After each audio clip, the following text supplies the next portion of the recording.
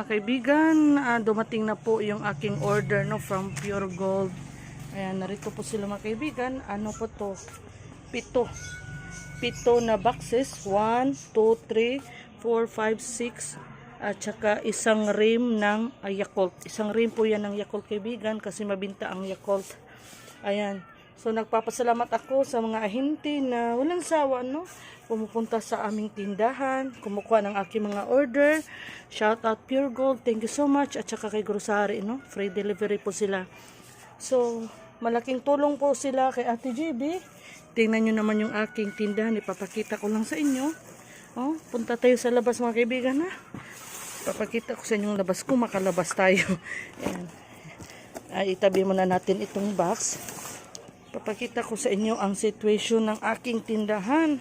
Ngayon na may sakit po tayo.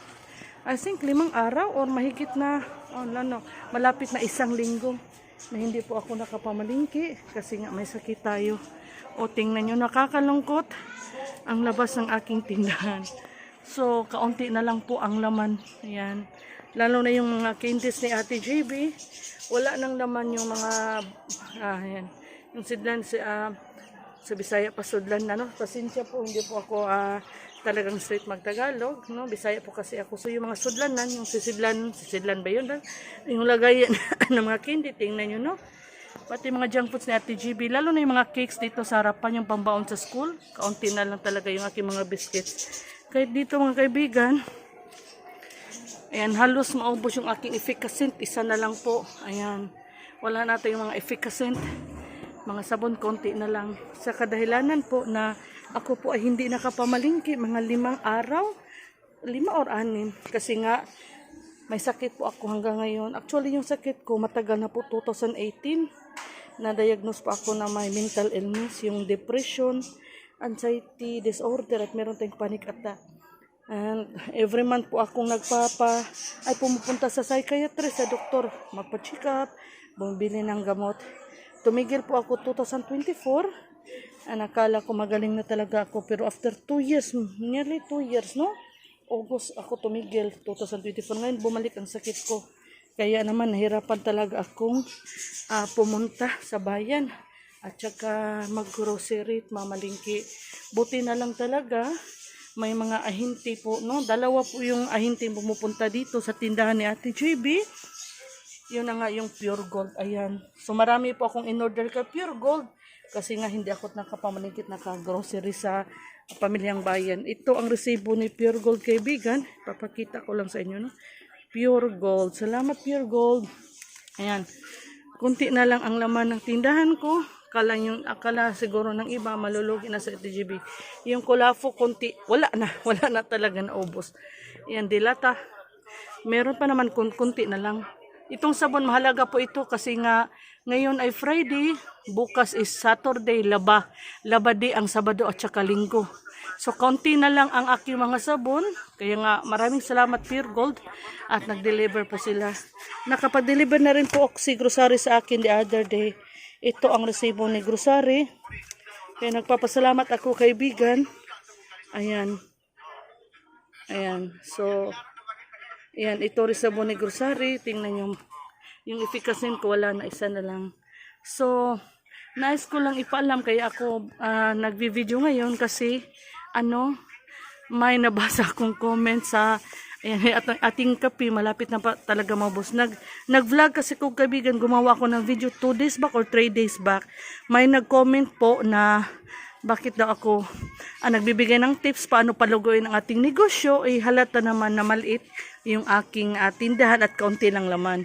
Kasi nga sa video ko days back, pinakita ko no, nasa background kasi yung aking tindahan. Ayan, so nakita ng ating tagapanood na kaunti ang laman ng ating tindahan. Ayan, sabi niya, imposible namang lumalago kasi kaunti na ang laman. Hindi naman niya sinabi na sa tingin niya lugi ang negosyo ni Ate GB. Ang sabi niya, imposible po lumalago kasi nga, ayan, kaunti ang laman. So, in this video, ini-explain ko po sa inyo na ito po yung dahilan kung bakit kaunti ang laman ng aking tindahan. Una sa lahat, masaya ako kasi pag kunti ang laman, ibig sabihin, ibig sabihin ng mga kaibigan, malakas ang bintahan, o di ba? Number one reason kung bakit kumukunti ang laman ng isang tindahan kasi malakas ang bintahan. Siyempre, maraming namimili kaya nagiging kaunti.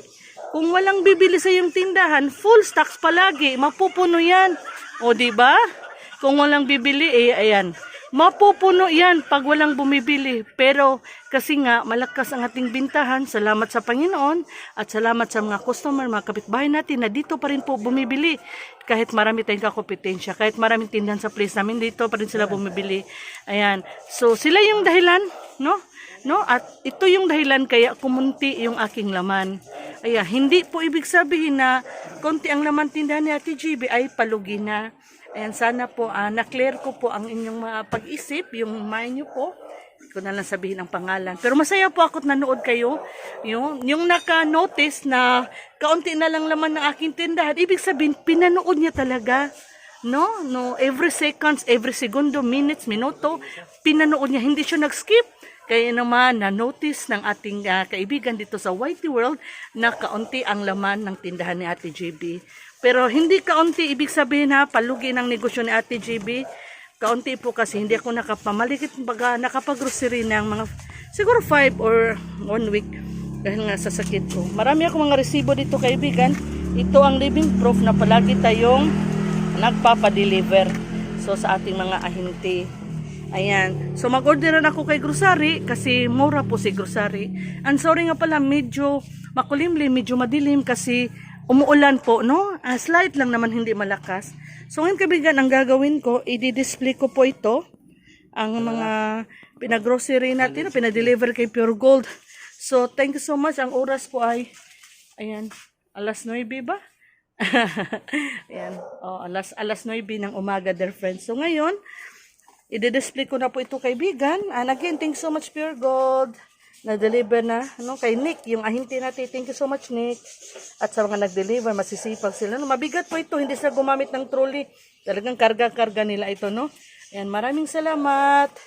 Ayan, so mag-display na tayo para mapuno ulit yung ating tindahan. Ikaw kaibigan, huwag kang mabahala. No? Pag naisip mo yung mga malalayo ang tindahan sa pamilihang bayan, ay mag-search kayo online. May mga free deliveries po na mga online tindahan na yan. Ito sa amin, itong Pure Gold, hindi ito online, pero may Pure Gold kasi sa Talisay City, Cebu. And pinuntahan ako ng isa sa mga ahente nila, naging suki ko na. Pahit ko, Mads! Naisudan. Naging suki. Bili mo na ako ng ulam kaibigan, hindi pa kasi, ayan, masisipag ito, no? Ayan, maganda't masisipag. Ayan, masarap rin magluto yung Mads ko mga kaibigan.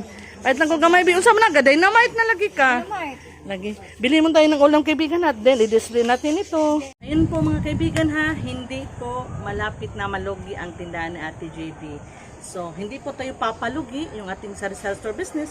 Nagkataon lang po talaga na bumalik yung aking sakit, yung aking mental illness, which is natatakot po akong lumabas ng bahay. Lalo na po natatakot akong pumunta sa mga lugar na maraming tao, lalo na yung gagawin ng palengke, mga supermarkets, natatakot po si Ate JB. So, ngayon medyo okay na po, and then yun po talaga yung dahilan kung bakit kakaunti ang laman ng aking tindahan. Nakikita nyo naman siguro in my past videos, marami pong naman yung aking tindahan kasi nga palagi tayong nag-grocery na mamalingki. And kahit pa marami namang ahente ang nagde-deliver, meron pa rin naman talaga mga produkto na wala si ahente. Kaya kailangan nating pumunta sa pamilyang bayan.